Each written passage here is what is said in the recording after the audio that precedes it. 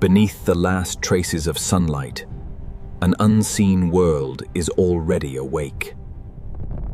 Survival can depend on becoming almost indistinguishable from the fading light above. In this half-lit realm, transparency can be more valuable than armor.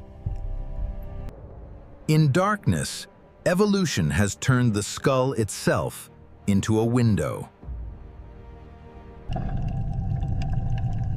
Even the finest weapon does not guarantee a successful hunt.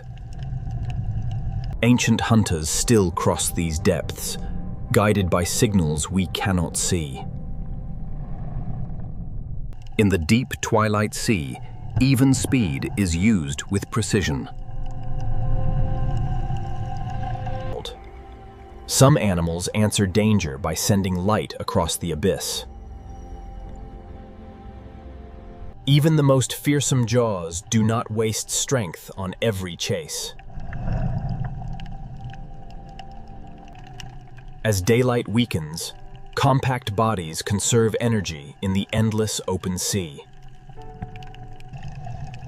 Every evening, countless small travelers begin the largest migration on Earth. The most abundant vertebrates on the planet survive by remaining almost unseen. Here, survival depends on matching light that is almost gone. Some hunters conserve their strength by watching the faint water above. In the deep twilight sea, every movement is measured, and wasted energy can be fatal. In the lower twilight, a mouth can become larger than the body that carries it. Some predators roam enormous distances through a world without landmarks. In the twilight zone, vision is aimed toward the faintest possible clue. Every reflective surface can become a shield against detection. Red vanishes first in the sea, turning bright color into perfect concealment. Even a recent meal must be hidden from eyes below. In weightless darkness, a body can become a living net. In the open darkness, even the gentlest current can redirect a fragile life. Some lights communicate, some confuse, and some simply help a traveler disappear. Where oxygen is scarce, survival belongs to creatures that waste almost nothing. Hidden inside this fragile animal is a shell shaped like an ancient spiral. Transparency is not emptiness. It is camouflage refined to perfection. Two unequal eyes allow one animal to watch two different worlds. In this hostile sea, a mother sacrifices speed to protect the next generation. Color can change in an instant, but every transformation serves a purpose. Some octopuses spend their entire lives suspended within the open twilight sea. When the body becomes glass, even the organs must be hidden. At depth, red and black become nearly the same disguise. A single glowing form may contain thousands of individual lives. Small drifting filters help move carbon from the surface toward the deep. A fraction of a second decides whether energy is gained or lost. In the open ocean, even an abandoned body can become a nursery. The clearest body in the sea may still carry eyes, built to capture every photon. In darkness, vision can grow until it dominates the entire body. Sometimes survival means leaving the attacker surrounded by light.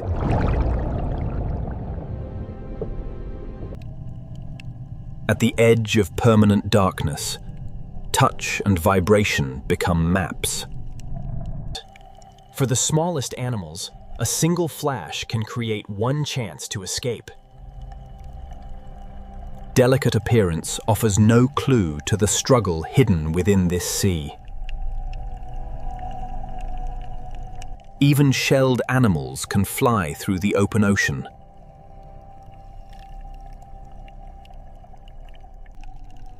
The final light from above is now fading beyond reach. As the sea grows darker, fragility survives through coordination. At the threshold of the abyss, even the seafloor sends swimmers into the water. Below this boundary, darkness is no longer temporary. It is permanent. We have reached the border where sunlight ends forever. Beyond this point lies a world untouched by daylight, where life follows rules written entirely in darkness. Beyond the reach of sunlight, life creates its own signals in the darkness. Here, waiting consumes less energy than searching.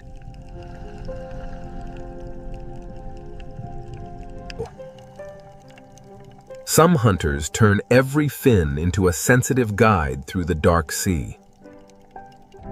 In permanent darkness, even a tiny point of light can control the distance between life and death.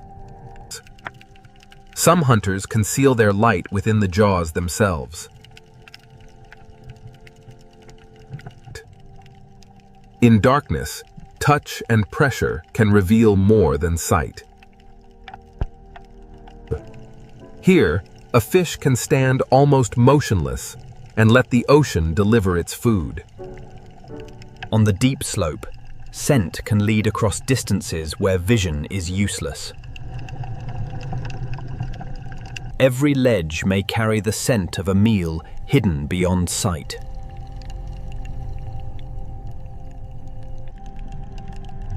A powerful sense of smell guides these travelers across the featureless seafloor. Flexible bodies move easily through spaces that larger hunters cannot enter. Not every deep-sea eel hunts with speed. Some survive through patience and opportunity. Near the lower edge of the midnight zone, life moves with extreme economy. Some deep-sea fish live for more than a century, moving through darkness at a measured pace. A thin body reduces resistance while crossing the cold, deep sea. Even a small change of direction is measured carefully in the energy-poor midnight sea. Some strong swimmers descend from the upper ocean into darkness to feed. Color survives here, even though no sunlight remains to reveal it. Solitary fish conserve energy by using the current instead of fighting it. In permanent darkness, a successful strike may last less than a heartbeat. Large bodies cross these depths with strength held in reserve. Reflective scales help break apart a silhouette in the darkness. A soft body reduces the energy needed to remain suspended in the deep. In the midnight sea, smell can replace sight almost entirely. Small fish cross enormous dark spaces by spending as little energy as possible. A narrow body slips efficiently through water under immense pressure. In permanent darkness, even the faintest biological signal can guide a solitary hunter. Without scales, a dark skin can absorb almost every trace of light. A failed hunt ends quickly when the cost becomes greater than the reward. On the seafloor, patience can end in one explosive movement. Sensitive organs along the snout detect prey hidden beneath the sediment. Ancient relatives of sharks still glide through the deep sea on broad fins. Some deep-sea fish spend hours resting, moving only when necessary. Defensive spines reduce the number of predators willing to attack.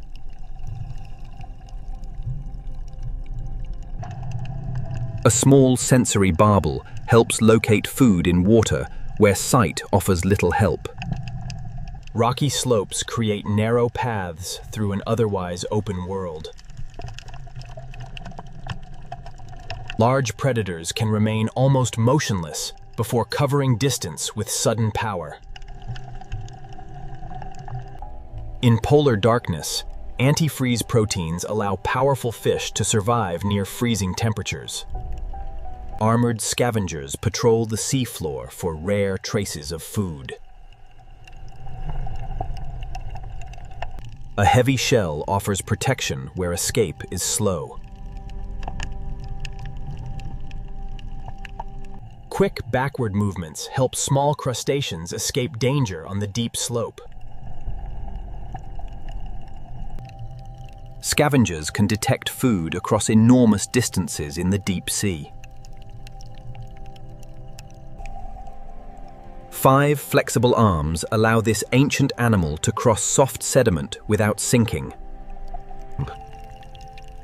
Slow movement is enough in a world where every calorie matters. Even armored grazers find a place in the permanent night.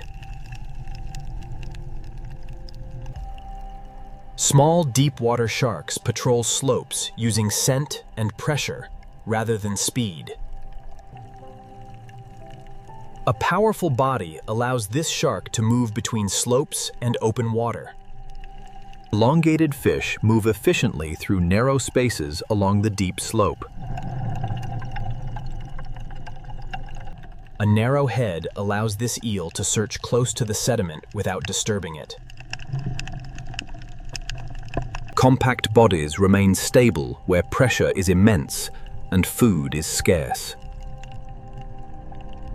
Near the abyssal plain, long fins help a fish sense movement before prey arrives. The terrain below is beginning to flatten into the vast abyssal plain. At this depth, the seafloor stretches outward with almost no landmarks. The final inhabitants of the Midnight Zone follow the contours of an almost endless plain. Below the kingdom of permanent darkness lies the largest habitat on Earth, the abyssal plain. Far below the last trace of daylight, falling particles awaken life across the abyssal plain. Soft bodies survive immense pressure without wasting energy on heavy armor. Along the abyssal slope, every movement is measured against the cost of energy. In a world of scarcity, even the smallest particle may be worth investigating. Flexible bodies allow life to follow every contour of the abyss. Resting on the bottom saves energy where food may not arrive for days. Camouflage turns the seafloor itself into protection. Even narrow trenches become pathways across the abyssal plain. Scattered stones create rare landmarks across an otherwise endless plain. Some fish travel by reading subtle contours written into the mud. Long sensory fins detect faint movements before prey becomes visible. Scent guides scavengers across distances that vision cannot measure. At this depth, patience may be more valuable than pursuit. Delicate forms can endure pressures powerful enough to crush ordinary life. Food may be hidden only millimeters beneath the mud.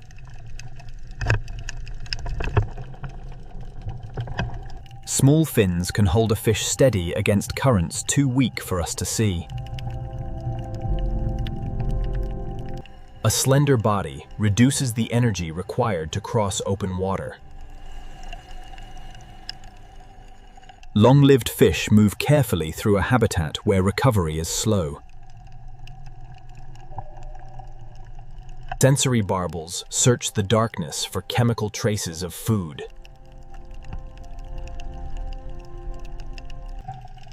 Body flexibility allows fish to cross uneven ground without wasting speed. On the abyssal plain, a hunt can end before the sediment has time to rise. Eels turn shallow channels into roads across the deep sea floor. Some fish alternate between swimming and resting to conserve energy. Even scattered stones can shape the roots of deep-sea fish. Large predators cross the abyss with strength held almost completely in reserve. Broad fins allow a skate to rise without spending the energy of rapid swimming. Sensitive snouts detect electrical signals hidden beneath the mud.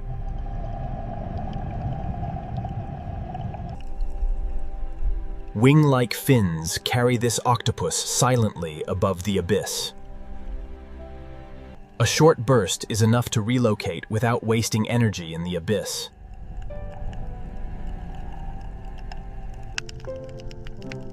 Sea pigs process the sediment one slow step at a time.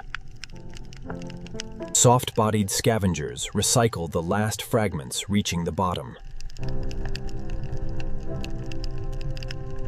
Even unusual shapes are designed to conserve energy in the abyss. Even unusual shapes are designed to conserve energy in the abyss. Long legs spread weight across fragile surfaces on the deep sea floor.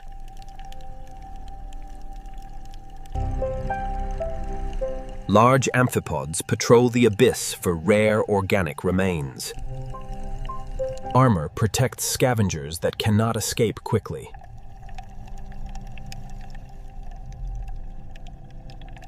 A single backward burst can move a small crustacean beyond danger. Independent steps keep a heavy body stable on soft ground.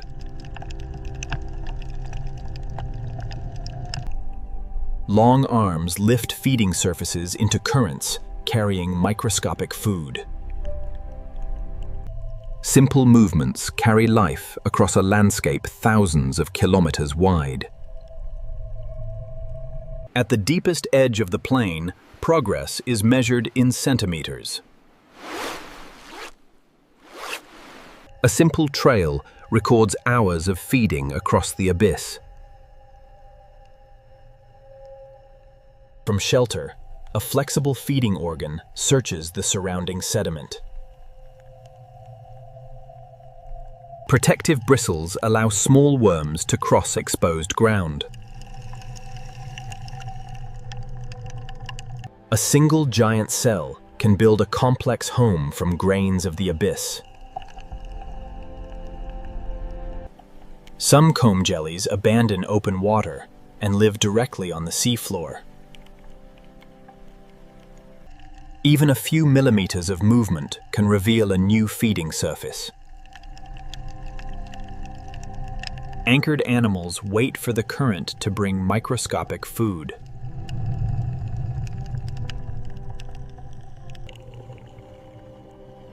Long-lived corals turn isolated rocks into islands of habitat. Stationary predators capture tiny animals carried through the dark water. Even a few millimeters of movement can reveal a new feeding surface.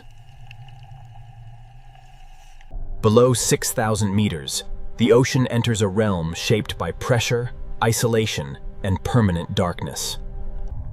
The trench floor may appear empty, yet almost every mark records a hidden movement. At the upper edge of the Hadal zone, familiar deep-sea hunters begin to disappear. Some Hadal fishes abandon speed for softness, stability, and precise control close to the seabed. Tiny amphipods are among the most persistent scavengers in the deepest trenches. Armored bodies help small scavengers move across unstable mud without wasting energy. Many trench animals spend most of their lives inside passages too small for us to see.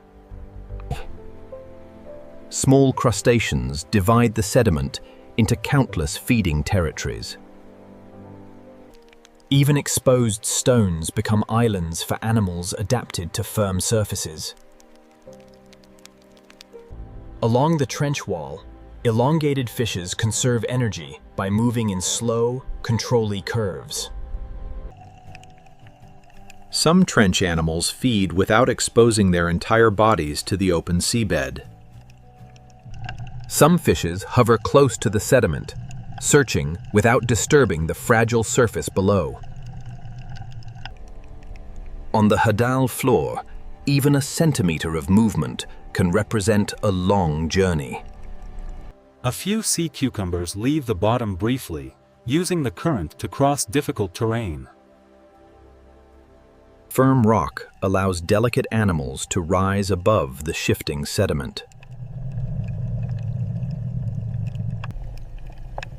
Not every trench predator moves quickly. Many wait for food to come within reach. Crevices offer fishes shelter from currents and a protected place to wait for passing prey. Where rock interrupts the mud, suspension feeders can capture particles carried past them. A fragment of stone can support an entire miniature colony. Porous bodies filter the weak currents that move along the trench wall. Some of the largest single-celled organisms on Earth build fragile structures from the sediment itself. In the greatest depths, softness and wide fins provide control where speed offers little advantage. Small chemical leaks can alter the sediment without creating a visible eruption. Trench walls continue to change, even when the movement is almost impossible to notice. Past landslides reshape habitats long after the sediment has become still. Some fishes use the trench wall as shelter from open sediment. Stillness reduces energy use where meals may be separated by days. Chemosensory antennae help crustaceans find food across the featureless mud. A raised stone can become both shelter and a feeding position. Burial protects small scavengers while allowing them to monitor the water above. Suspended crustaceans connect the seabed with the water immediately above it. At this scale, a single grain of sediment becomes part of the landscape. The smallest swimmers transport energy through the trench, one short movement at a time. At the trench margin, some fishes stand above the sediment and wait for food carried by the current. Above the trench floor, midwater hunters travel slowly through a space with few landmarks. Above the sediment, raised feeding structures intercept the weakest currents. Even isolated rock can support suspension feeders far below the abyssal plain. Large and small trench animals share the same sediment without moving at the same pace. The trench floor preserves evidence of animals that remain outside the frame.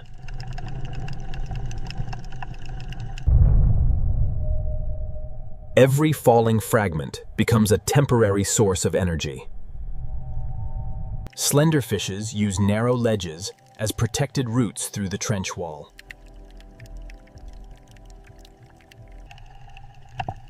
Young fishes use small changes in the seabed as shelter from open water. Hard surfaces allow slow grazers to avoid sinking into the soft mud. Long legs spread body weight across fragile surfaces.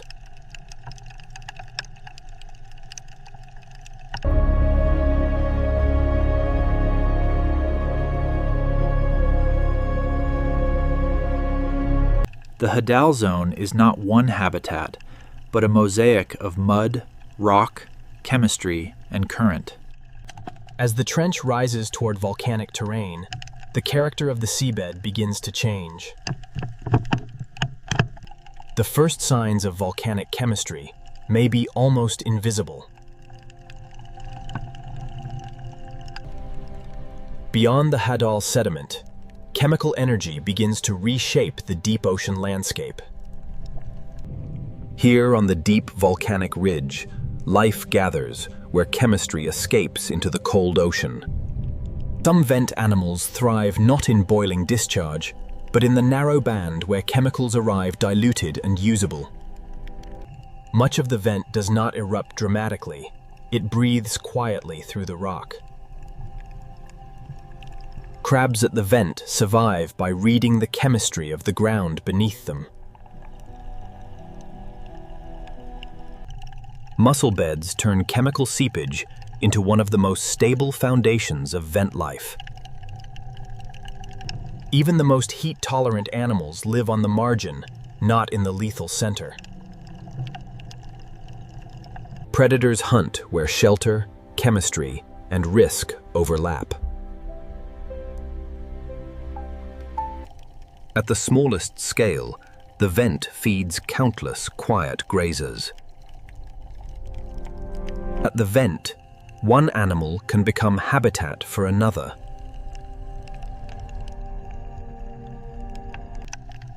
Small rises in the rock create lookout points in an otherwise crowded chemical landscape. Before large animals feed here, microbes are already transforming the chemistry into life. Before large animals feed here, microbes are already transforming the chemistry into life. Even abandoned vent structures continue to shape how animals move through the deep. Different tube worms divide the vent by finding slightly different bands of chemistry and temperature. The safer edge of the vent allows ambush feeders to join the community.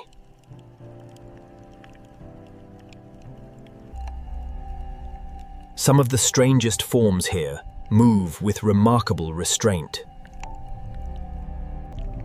For many small crustaceans, the edge of the vent is a balance between nourishment and danger. For young fishes, a mussel bed can offer both shelter and a first feeding ground. Vent structures are temporary, built slowly, and broken just as inevitably. A vent field is less a single chimney than a patchwork of habitats stitched together by chemistry. Tiny scavengers carry microbial energy into the broader food web. Some of the vent's most persistent grazers are also among its quietest. Even small spaces between shells become microhabitats shaped by flow and chemistry. Behavior often reveals the hidden chemistry long before the eye can detect it.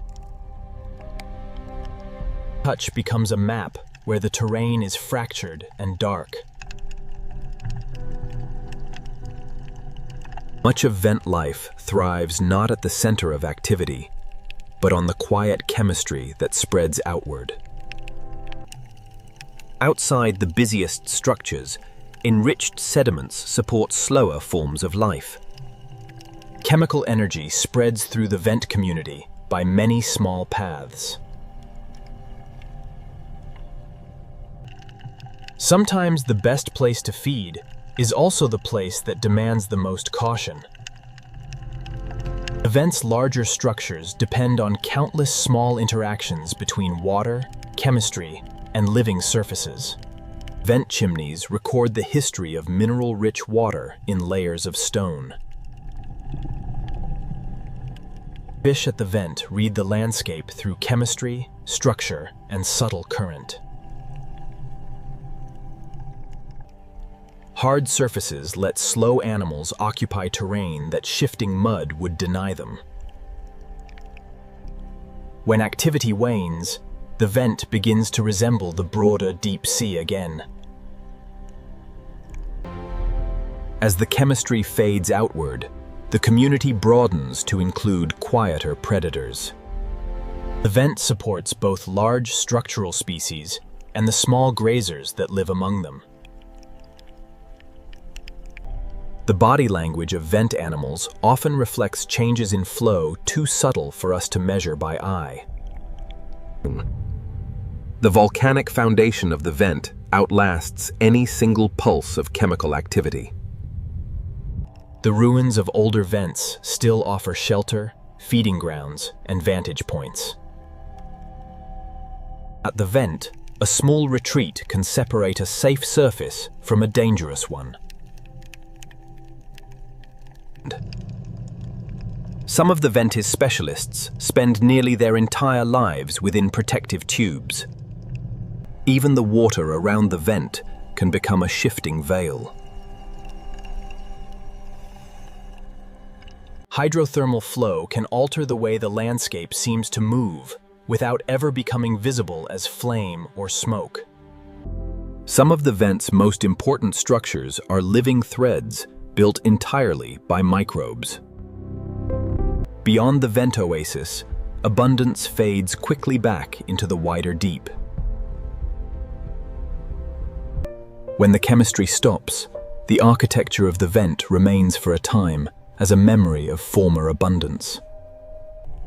A hydrothermal field is a structured world shaped by narrow margins of temperature, chemistry, and shelter.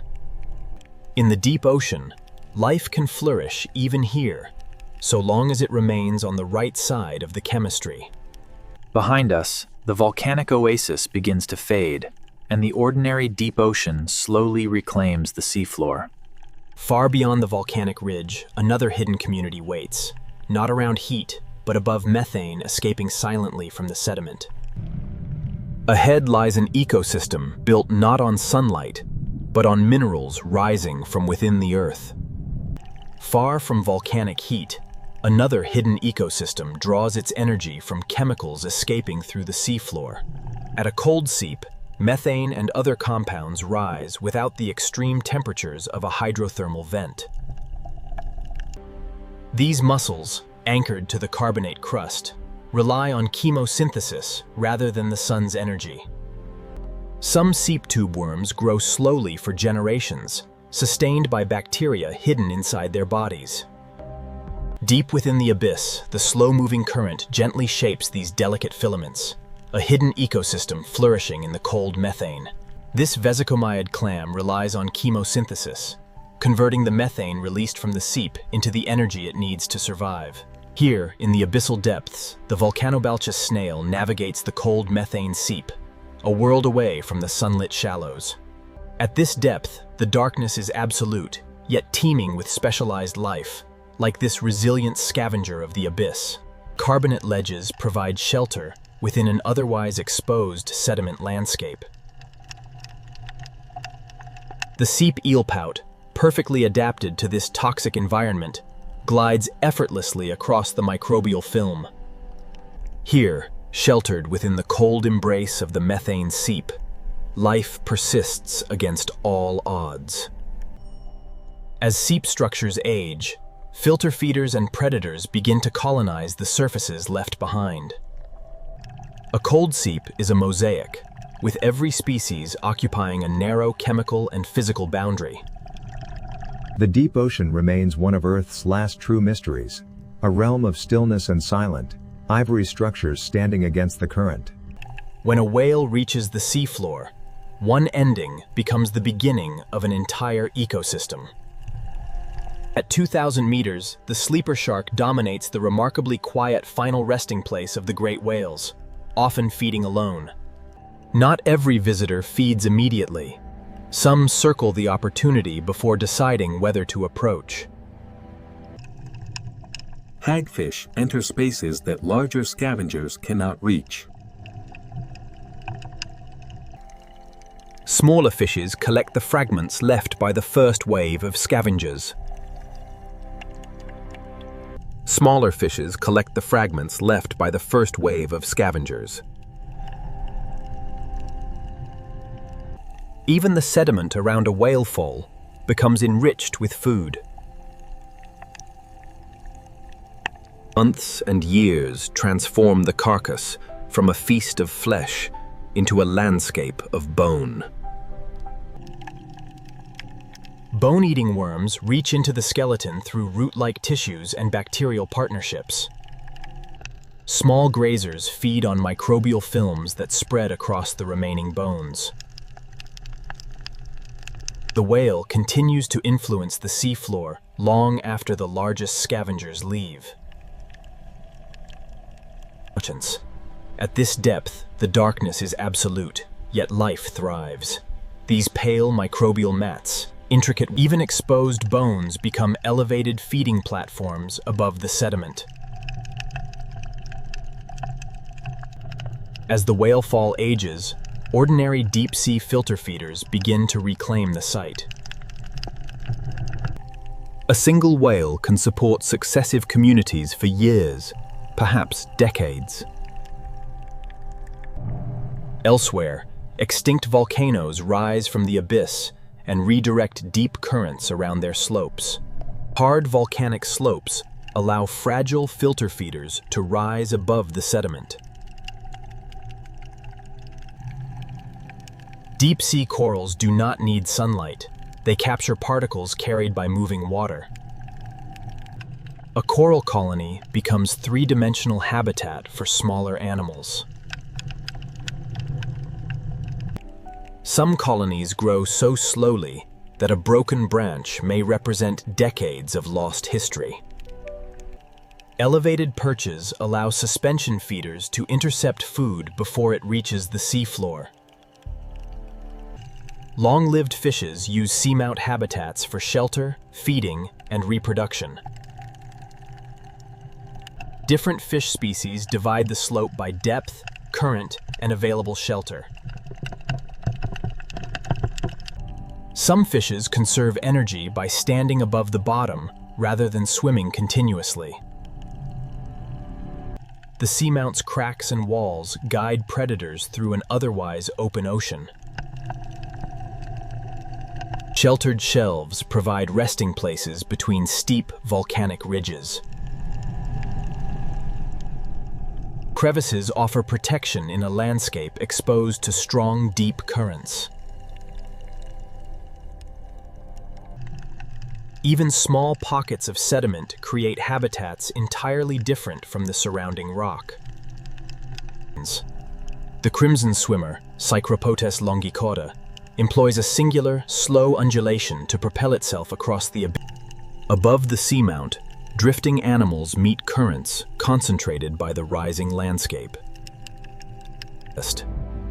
This mesmerizing creature is not a single animal, but a colony of specialized units, or from chemical seeps to whale bones and volcanic peaks, deep-sea life survives by finding rare concentrations of energy and structure. The seamount habitat, a fleeting oasis in the profound darkness. Life here moves slowly, deliberately. The deepest ocean is not empty. It is a living world, operating at rhythms very different from our own. Every discovery reminds us how much of this world still waits beyond the edge of human knowledge. Thank you for joining us on this journey into the hidden world of the deep ocean. Subscribe to the channel and continue exploring the extraordinary living planet with us.